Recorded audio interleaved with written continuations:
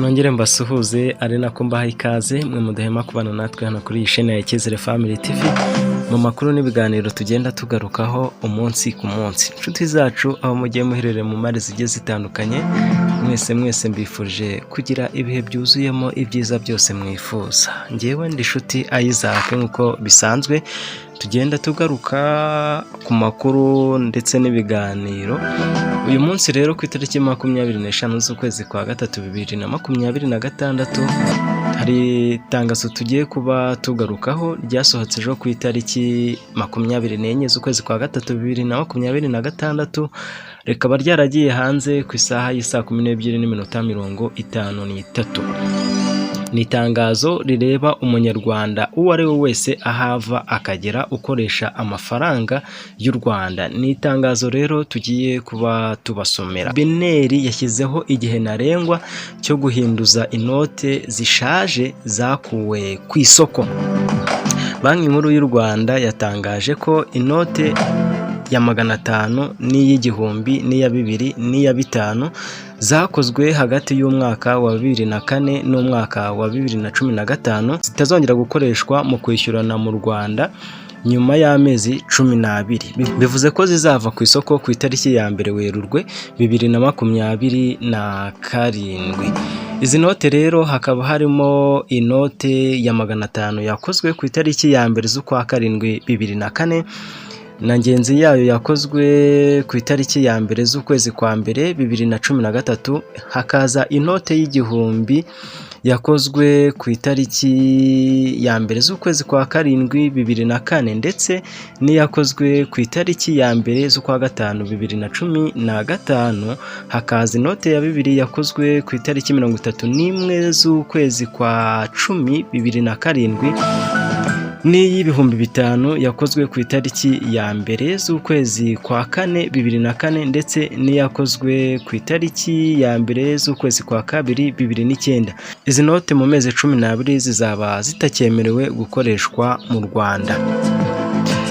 Itegeko rya Perezida nomero 11/01 ryo ku itariki 27 Gashyantare 2026 rikuraho izi note ryasohotse mu igazeti ya leta ku itariki 2 Werurwe 2026, garagaza ko zizaba zitakemerewe kwishyurana mu Rwanda nyuma y'amezi 12. Itangazo rya Banki Nkuru y'u Rwanda rivuga ko amezi 12 abarwa uhereye ku itariki 2 Werurwe 2026. Riti abafite izi note zimaze kuvugwa bashishikarijwe kwihutira kuzihinduza ku bigo by'imari bibegereye mu gihe cy'amezi 9 uhereye ku itariki ya 2 Werurwe 2026 kugeza ku itariki ya 1 Ugushyingo 2026. Nyuma y'izo tariki izo note zizajya zihindurizwa gusa ku kigo gikuru cya Banki Nkuru y'u Rwanda kiri mu Kiyovu, Kigali, ndetse no mu mashami yayo yose kugeza ku itariki ya 1 Werurwe 2027.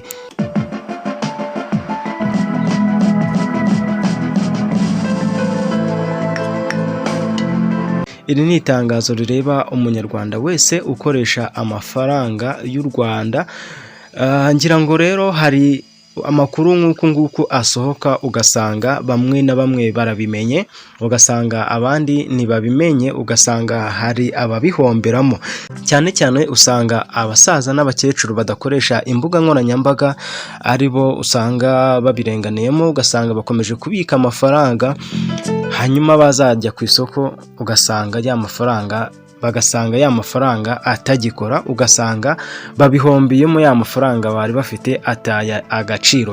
Bivuze ngo rero niba wowe umenye iri tangazo, ikintu ugomba gukora ugomba gushaka babasaza muturanye, babakecuru muturanye bakunda kubika amafaranga, ukabegera ukabasobanurira icyemezo uko kimeze ndetse n'ingamba zafashwe, bityo nabo bakamenya uburyo bagomba gufata ya mafaranga, bakamenya n'uburyo bagomba kuyaguranisha kugira ngo atazabapfira ubusa.